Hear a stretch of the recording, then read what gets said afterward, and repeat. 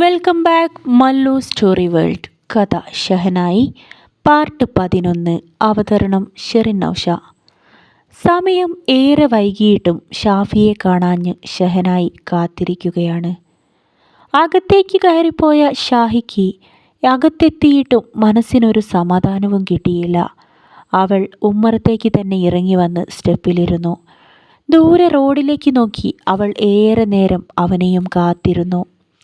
അപ്പോഴാണ് ഇരുട്ടിനെ കീറി മുറിച്ചുകൊണ്ട് അബ്ദുവിൻ്റെ ബൈക്ക് അവരുടെ മുറ്റത്തേക്ക് കയറി വന്നത്. ഷാഫി തൻ്റെ കയ്യിൽ നിറയെ സാധനങ്ങളുമായി വണ്ടിയിൽ നിന്നും നിലത്തേക്കിറങ്ങി. അവനോട് യാത്ര പറഞ്ഞ് രാവിലെ വരാമെന്ന് പറഞ്ഞ ശേഷം അബ്ദു വീട്ടിലേക്ക് തിരികെ പോയി. ഷഹനായി നിലത്തിരിക്കുന്നിടത്ത് നിന്നും മെല്ലെ എഴുന്നേറ്റു. ഷാഫി വീട്ടിലേക്ക് കയറി വന്നു.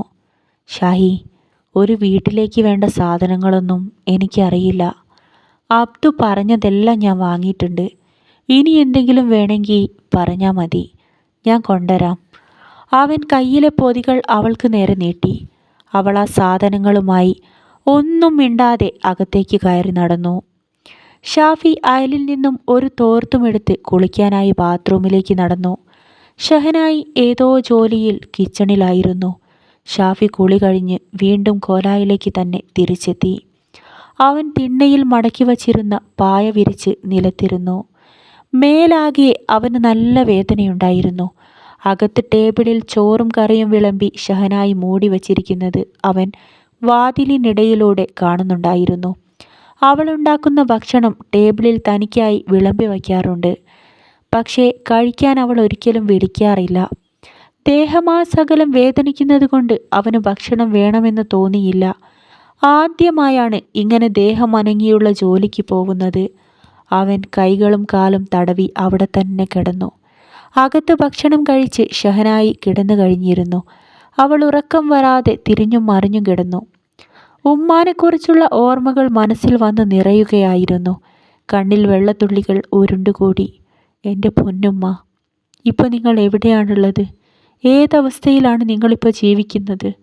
ഇക്കാലമത്രയും എത്ര സ്നേഹത്തോടെയാണ് നമ്മൾ രണ്ടുപേരും ജീവിച്ചത്. പെട്ടെന്നൊരു ദിവസം ഒന്നും പറയാതെ ഈ മോളെ വിട്ടു പോവാൻ ഉമ്മയ്ക്ക് എങ്ങനെയാ കഴിഞ്ഞത്? മരണം വരെ എൻ്റെ ഈ വേദന അവസാനിക്കാൻ പോണില്ലുമ്മ. അറിഞ്ഞുകൊണ്ട് ഞാനൊരു തെറ്റും ഉമ്മാനോട് ചെയ്തിട്ടില്ല. അവൾ കിടക്കയിൽ നിന്നും വിതുമ്പിക്കരഞ്ഞു.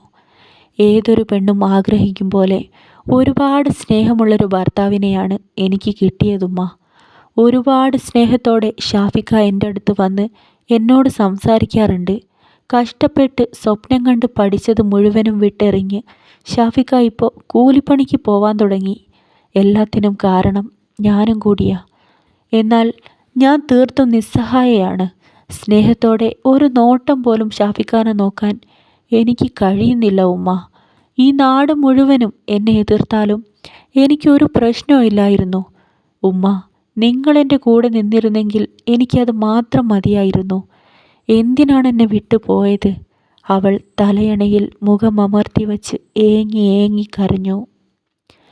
പെട്ടെന്ന് പുറത്തു മുറ്റത്ത് ഒരു വണ്ടിയുടെ ശബ്ദം ഷഹനായി കേട്ടു.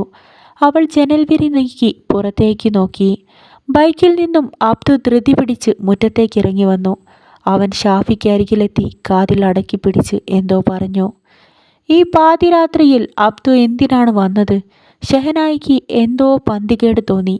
അവൾ വാതിൽ തുറന്ന് പുറത്തേക്കിറങ്ങി വന്നു. അപ്പോഴേക്കും ഷാഫി വെപ്രാളത്തോടെ അബ്ദുവിൻ്റെ ബൈക്കിലേക്ക് കയറി കഴിഞ്ഞിരുന്നു. ഷഹനായി ഇറങ്ങി വന്നതും അവൻ്റെ മുഖത്ത് വിളർച്ച ബാധിച്ചു. ഷാഹി, നീ വാതിലടച്ച് കിടന്നോ, ഞാനിപ്പോൾ വരാം.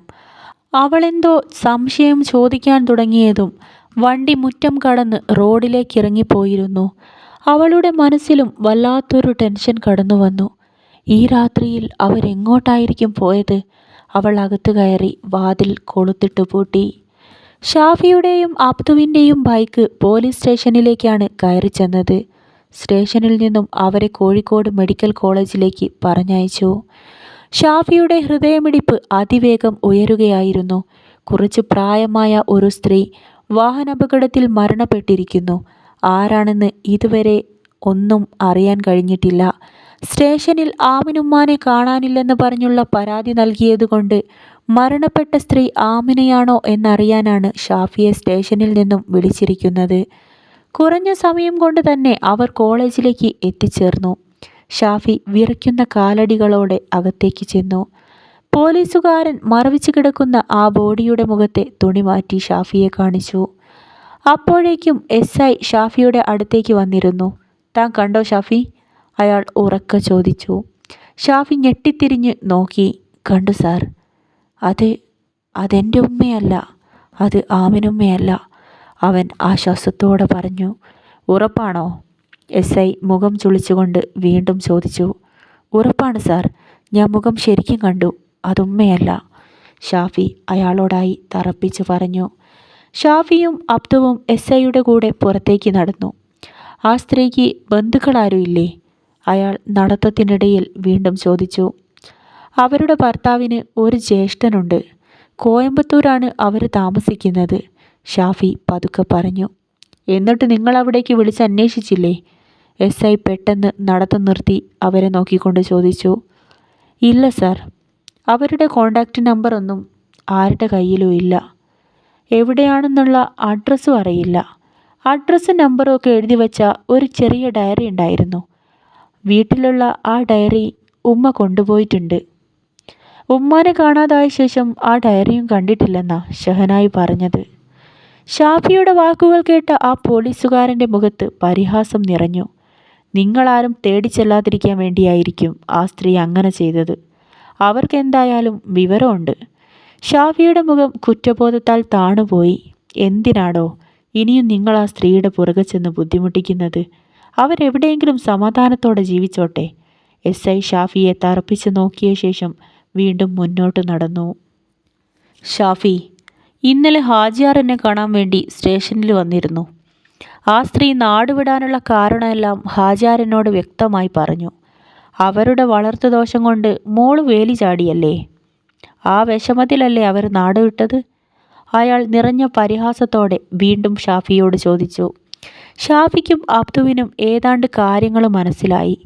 ഇവർ ആമിനുമ്മാനെ അന്വേഷിക്കാനോ കണ്ടെത്താനോ ഒന്നും ശ്രമിക്കില്ല.